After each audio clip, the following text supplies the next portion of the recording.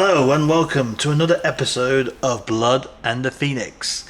In this episode I'll be going through the review of the sculpt of Jain Zar, a bit of tips on the assembly, and also a bit of commentary as well on past sculpts and where we are now at with the new Jain Zar sculpt, the Phoenix Lord of the Howling Banshees. I am super stoked, guys and girls. This is a beautiful sculpt.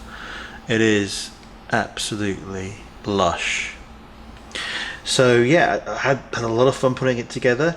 It is a 16-part piece plastic kit on a one sprue.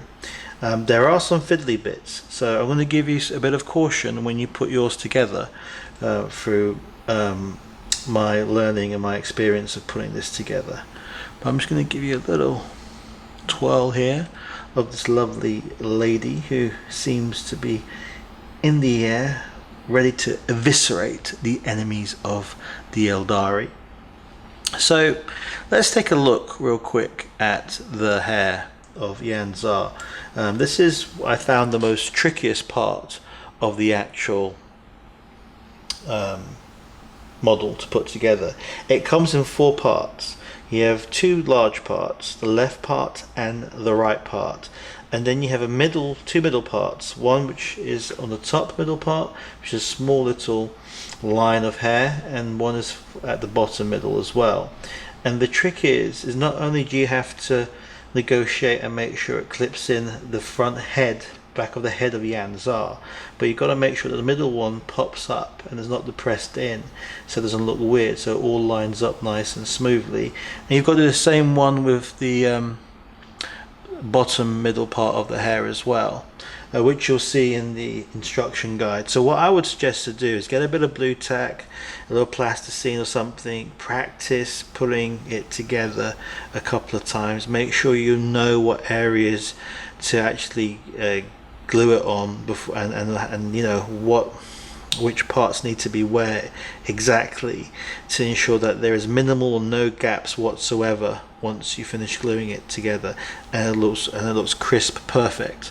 That's really important because it's such a beautiful kit, and it'd be a shame if you get it all gluey and messed up, and you know, that would be a big shame. I did use a bit of liquid green stuff just to smooth out some of the lines.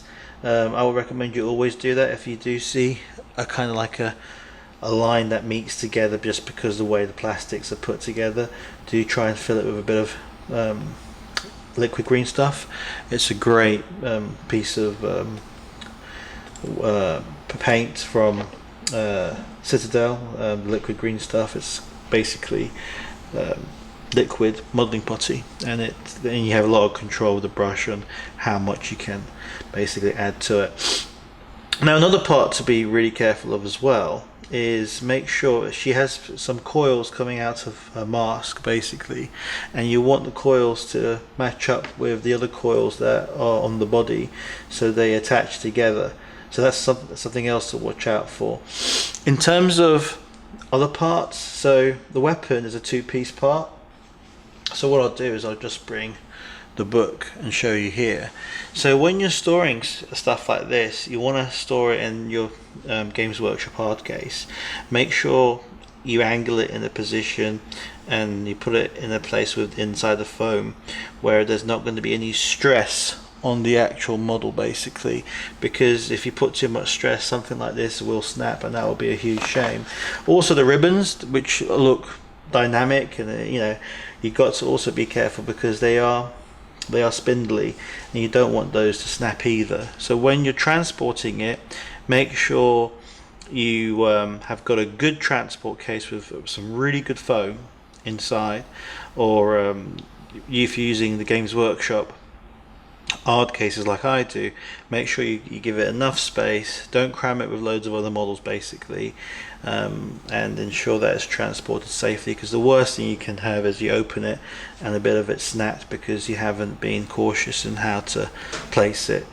So that's my word of warning basically with models that are as dynamic and epic as these, is just be a little bit careful in getting them transported.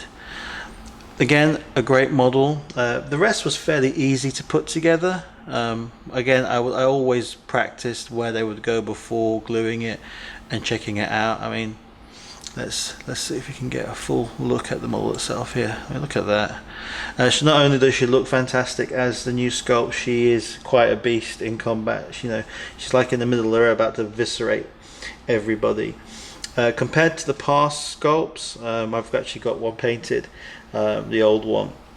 Yeah, it's just far more superior.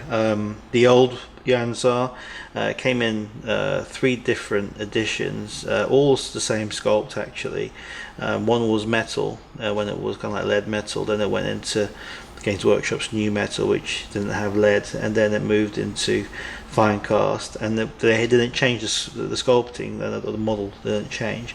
This is the first resculpt of a model, like at the Abaddon model they released. You know, that model has been there since the 90s.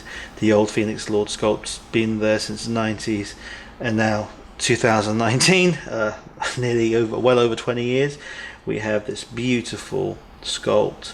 And the old sculpt was great. You know, it was a good Jez Goodwin sculpt. I loved it. I still like it, but they've taken it to the next level, and they must be really proud of this piece, because I am extremely impressed.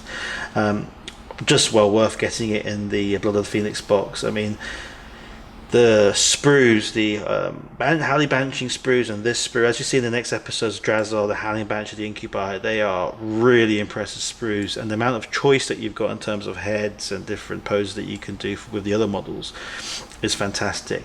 Now, you can do a bit of change in pose, but not too much with this one here.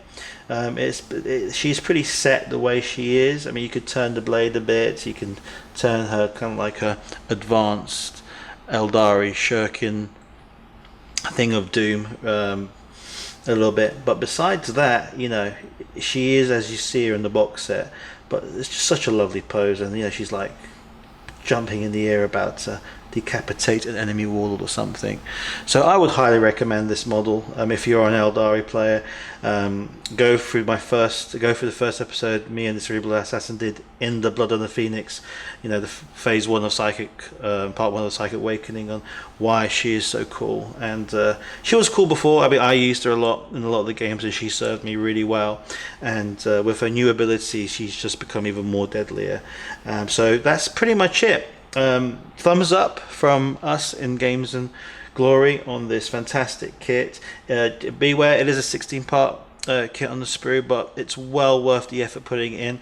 It took me well under 20 minutes to put her together.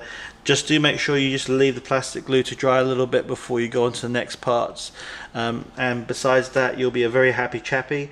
The next episode on her that you'll see from me, it'll be me painting her up with using a lot of the contrast paints and the Games Workshop still paints, and bringing her to life and taking it to the next level. And I can't wait.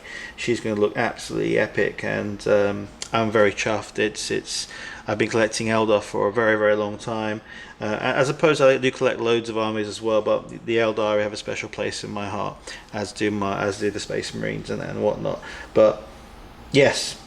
We'll see you next time on our next episodes. I really hope that you enjoyed this video and the content here, with a few tips of what to look out for. And we'll see you in the next episodes of the Blood of the Phoenix videos that we're doing, the series. Alright, see you later.